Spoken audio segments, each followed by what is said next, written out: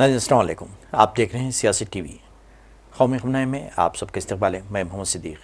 सबसे पहले सुर्खियों पर एक नज़र डालते हैं। आधार कार्ड हर हाल में खूल किया जाए। बिहार में SIR मामले पर सुप्रीम कोर्ट का इलेक्शन कमीशन को हुक्म। कहा SIR का अमल आसान और सहल होना चाहिए। इलेक्शन कमीशन को वोटर लिस्ट में नाम शामिल करने पर तवज्जो देनी चाहिए, उन्हें हटाने पर नहीं। कांग्रेस का इल्जाम। कहा जमहूरियत को तबाह करने की जा रही है कोशिश।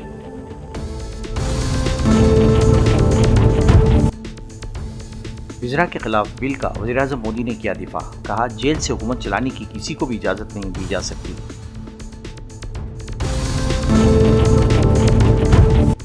संभल शाही जामे मस्जिद तनाज़ा। सुप्रीम कोर्ट ने अगली समाअत तक जुमूद बरकरार रखने का दिया हुक्म। नहीं थी सुर्खियाँ, अब खबरों की तफसील पेश है। सुप्रीम कोर्ट ने आज बिहार असम्बली इंतखाबात से कबल जारी इंतखाबी फहरिस्तों की खुसूसी नजरसानी यानी SIR के सिलसिले में इलेक्शन कमीशन को सख्त हिदायत दी कि वह हज़फ शुदा वोटरों के दावों को आधार कार्ड या किसी भी दीगर काबिल कबूल 11 दस्तावेज़ात के साथ कबूल करे। अदालत ने जोर दिया कि तमाम अमल वोटरों के लिए आसान और सहल होना चाहिए और ऑनलाइन क्लेम्स की सहूलत भी दस्तियाब हो। अदालत ने हैरत का इजहार किया कि सियासी जमातें SIR के दौरान हज़फ शुदा वोटरों के नाम दुरुस्त करवाने में फ़ाल किरदार क्यों अदा नहीं कर रही हैं। अदालत ने कहा कि इलेक्शन कमीशन को यकीनी बनाना होगा कि हर हकदार वोटर को दोबारा रजिस्ट्रेशन का मौका मिले और हज़फ शुदा वोटरों के नाम फौरी तौर पर दुरुस्त किए जाएँ। ऑनलाइन और ऑफलाइन दोनों तरीक़े फ़ाल किए जाएँ ताकि हर वोटर आसानी से अपना हक़ राय-दही इस्तेमाल कर सके। ख्याल रहे कि इलेक्शन कमीशन ने सुप्रीम कोर्ट की सलाह के बावजूद आधार को कबूल करने से इनकार किया था, जिसकी वजह से हज़ब इख्तिलाफ और समाजी कारकुनान सबसे ज़्यादा एहतजाज कर रहे थे। उनका मौक़िफ़ था कि अगर आधार कबूल ना किया गया तो पसमानदा तबक़ात ख़ास तौर पर दलित, आदिवासी और मुसलमान बड़े पैमाने पर हक़ राय-दही से महरूम हो जाएंगे। अपोजिशन ने सड़कों से लेकर पार्लियामेंट तक SIR के मामले पर इलेक्शन कमीशन और मरकज़ी हुकूमत के खिलाफ सदाए एहतजाज बुलंद की थी। इसके अलावा राहुल गांधी की आधार अधिकार यात्रा में भी अवाम में हुजूम सरापा एहतजाज बना हुआ है। कांग्रेस ने आज इलेक्शन कमीशन पर हमला करते हुए कहा कि इसकी वजह से वोटर लिस्ट से नाम हटाने पर नहीं बल्कि हक़ाइक़ की तस्दीक के बाद वोटर लिस्ट में नाम जोड़ने पर मरकूज़ होनी चाहिए। कांग्रेस ने कहा कि इलेक्शन कमीशन की तरफ से बिहार में वोटर लिस्ट पर जामे नजरसानी के नाम पर जो काम किया जा रहा है, इसका मकसद वोटर लिस्ट को साफ और शफाफ बनाना नहीं है बल्कि जमहूरियत को तबाह करना है। पार्टी के जनरल सेक्रेटरी जयराम रमेश ने कहा कि 2024 के लोकसभा इंतखाबात की ठीक बाद इलेक्शन कमीशन ने बिहार के तमाम 243 असम्बली हलकों में सर्वे किया और कहा कि वोटर लिस्ट पहले ही तकरीबन दुरुस्तगी पर है, लेकिन कागजी कार्रवाई और बेदारी के फुकदान की वजह से बहुत से अहल वोटरों का इंदराज नहीं हो सका है। इन्होंने कहा कि वाज़े तौर पर इलेक्शन कमीशन ने जनवरी 2025 तक बिहार की वोटर फहरिस्तों पर खुसूसी नज़रसानी की कोई लाजमी ज़रूरत महसूस नहीं की। अगर उसके बाद से कुछ नहीं बदला है तो फिर वोटर लिस्ट में जामे नज़रसानी की ज़रूरत नहीं थी और ऐसा लगता है कि ये महज इलेक्शन कमीशन के ज़रिए हुक्मरान इत्तेहाद को बचाने की कोशिश है। 25 का जो मानसून सत्र अभी खत्म समाप्त हुआ है, वो एक ही कारण जाना जाएगा इतिहास में कि 21 जुलाई 2025 को राज्यसभा में एक ज्वालामुखी का विस्फोट हुआ और वो ज्वालामुखी का नाम था जगदीप धनकर। पहली बार भारतीय इतिहास में पिछले 75 साल में पहली बार उपराष्ट्रपति का इस्तीफ़ा लिया गया। उन्होंने इस्तीफ़ा दिया और उनको चुप कराया गया। एक महीने से जगदीप धनकर जी के बारे में हमने पढ़ा नहीं, उनको सुना नहीं, हमने देखा नहीं, कहाँ है। देश जानना चाहता है, सभी सांसद जानना चाहते हैं। इसके अलावा 21 जुलाई से ही सारे विपक्ष पार्टी ये चाहते थे कि 2 मुद्दे पर चर्चा हो, लंबी चर्चा हो, बहस हो। पहलगाम ऑपरेशन सिंदूर को लेकर चर्चा हो और बिहार में जो electoral roll special intensive revision हो रहा है, वोट बंदी, वोट चोरी जो बिहार में हम देख रहे हैं, 65 लाख लोगों का नाम हटाया गया है मतदाता सूची के से, तो इस पर चर्चा हो। अच्छी बात है कि दोनों सदनों में ऑपरेशन सिंदूर को लेकर लंबी बहस हुई। मंत्रियों ने भाग लिया, प्रधानमंत्री ने भी भाग लिया उसमें, सभी लोगों ने मैं समझता हूँ इस बहस में उन्होंने भाग लिया। पर जो हमने सवाल उठाए थे पहलगाम आतंकवादी हमले को लेकर, ऑपरेशन सिंदूर को लेकर, क्यों अचानक 10 मई को ऑपरेशन सिंदूर रोका गया, उसके बारे में तो हमें कुछ जवाब नहीं आया।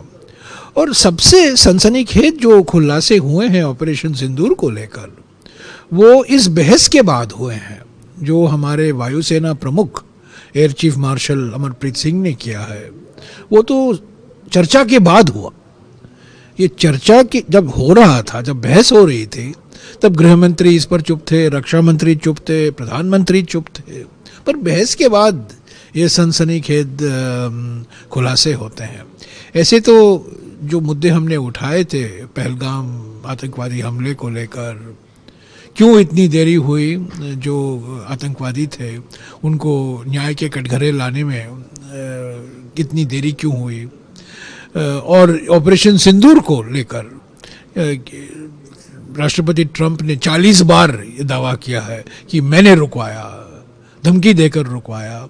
इस पर कोई बातचीत नहीं हुई, इस पर कोई स्पष्टीकरण नहीं आया सरकार की ओर से, और सिर्फ पंडित नेहरू को दोषी ठहराया गया। बस यही प्रधानमंत्री की ओर से हमें सुनने को मिला। और एसआईआर को लेकर आखिरी दिन तक सरकार अडिग रही। सरकार ने कहा हम इस पर बहस नहीं होने देंगे, और हमने ये मध्य का रास्ता, बीच का रास्ता भी ढूंढ निकाला कि आप इलेक्टोरल रिफॉर्म पर बात कीजिए, प्रक्रिया पर बात कीजिए। मगरबी बंगाल हुकूमत ने वोटर लिस्ट में तरमीम के दौरान बेज़ाब्तगियों के इल्ज़ामात का सामना कर रहे 4 अफसरान को मुअत्तल कर दिया। ये कदम इलेक्शन कमीशन की हिदायत के बाद उठाया गया। मुअत्तल करदा अफसरान के खिलाफ महकमे जाती कार्रवाई शुरू कर दी गई है, लेकिन उनमें से किसी भी अफसर के खिलाफ FIR दर्ज नहीं की गई।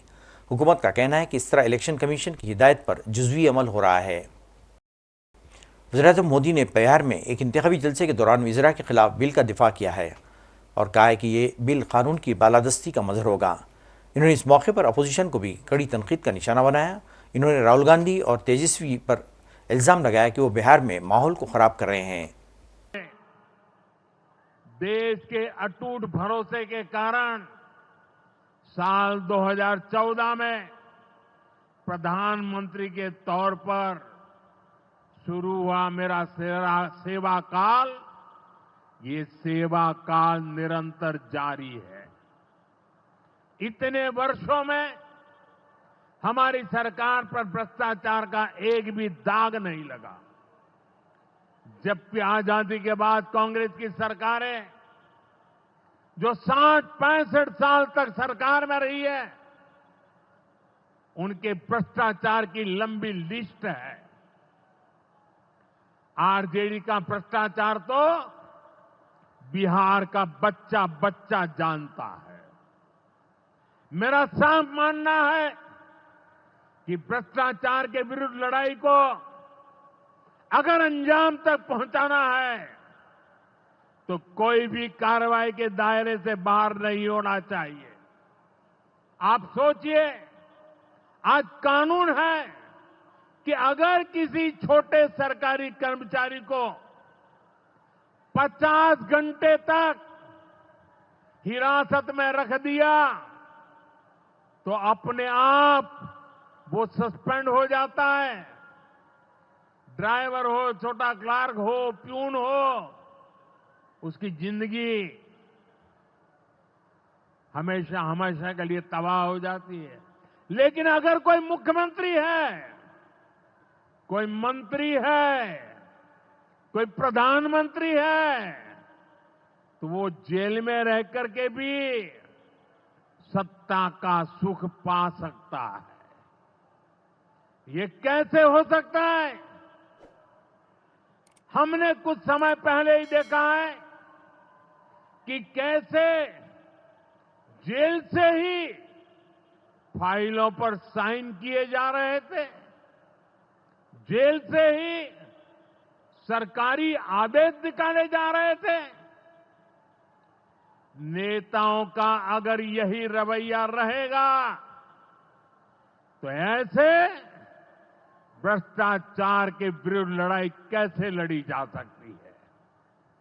साथियों, संविधान हर जनप्रतिनिधि से ईमानदारी और पारदर्शिता की उम्मीद करता है।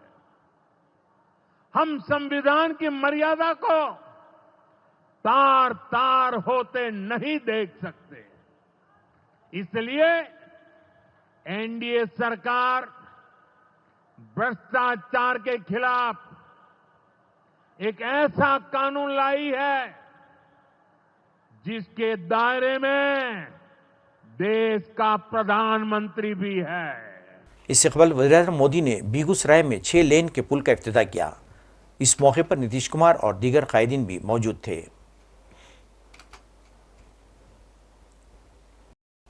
उत्तर प्रदेश के संभल जिले में वाक़े शाही जामे मस्जिद के तनाज़े पर सुप्रीम कोर्ट ने आज यानी जुमा 22 अगस्त को हुक्म दिया कि अगली समाअत तक मस्जिद के अहाते में जुमूद बुरखा रखा जाए।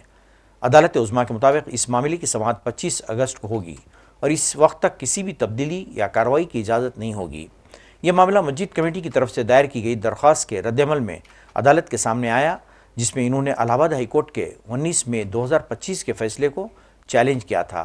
हाईकोर्ट के फैसले में हिंदू फरीक की मुकदमा चलाने की इजाज़त दी गई थी, बावजूद इसके कि 1991 की इबादतगाह कानून के तहत एतराज़ात पेश किए गए थे।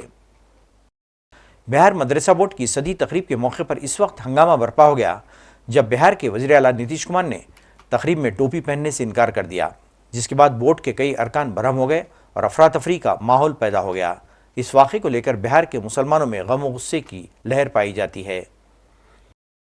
1987 आप समझ सकते हैं, 1987 से लेकर 2025 होने के लिए जा रहा है। 2459 मदरसा है, जिसमें से कुछ चुनिंदा मदरसा को इन्होंने अप्रूव किया, सैलरी चालू की। 1646 मदरसे का बात यहाँ चल रहा है। 1646 मदरसे के लिए परवेज आलम पूरे बिहार में घूमे, मदरसा में सारे लोगों का। चलिए मेरे साथ, जो भी लोग हैं यहाँ, जो भी मौलाना, ये जो भी है, बहुत लोअर फैमिली से आते हैं। ठीक है, आप सोच सकते हैं कि 10,000 लोगों को नीतीश कुमार रोजगार नहीं दे सकते हैं। वो किस चीज़ की बात करने के लिए आए हैं कि आइए हमसे बात कीजिए, फिर से आइए, फिर से ये सारी चीज़ें कीजिए।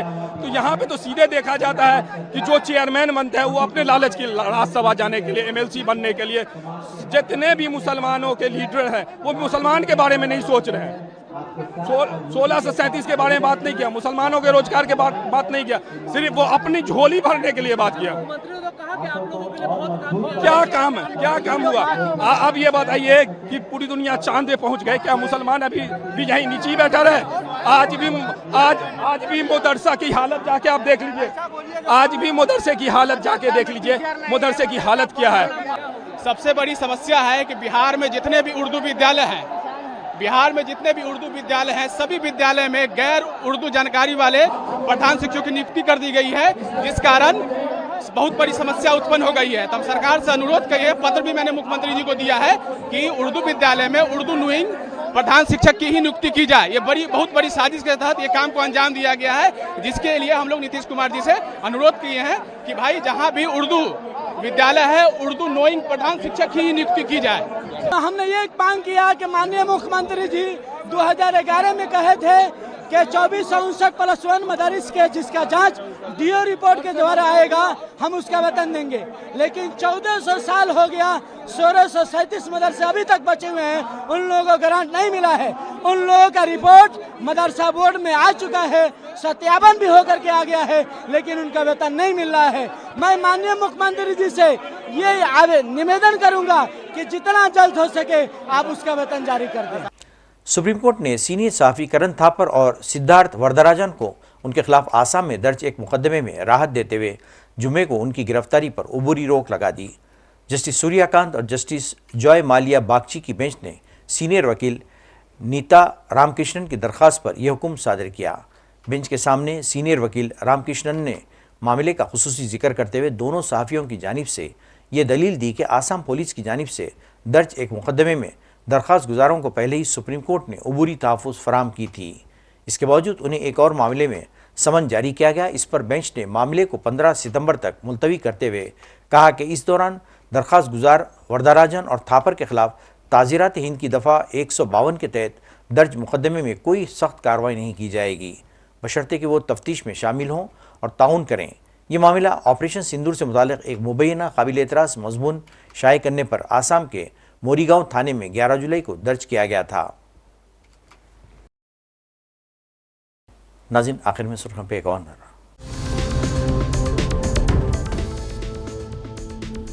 आधार कार्ड हर हाल में खूल किया जाए। बिहार में SIR मामले पर सुप्रीम कोर्ट का इलेक्शन कमीशन को हुक्म। कहा, SIR का अमल आसान और सहल होना चाहिए। इलेक्शन कमीशन को वोटर लिस्ट में नाम शामिल करने पर तवज्जो देनी चाहिए, उन्हें हटाने पर नहीं। कांग्रेस का इल्जाम। कहा, जमहूरियत को तबाह करने की जा रही है कोशिश।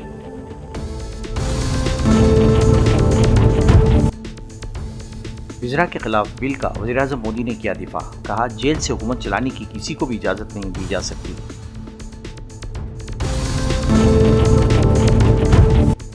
संभल शाही जामे मस्जिद तनाज़ा। सुप्रीम कोर्ट ने अगली समाअत तक जुमूद बरकरार रखने का दिया हुक्म।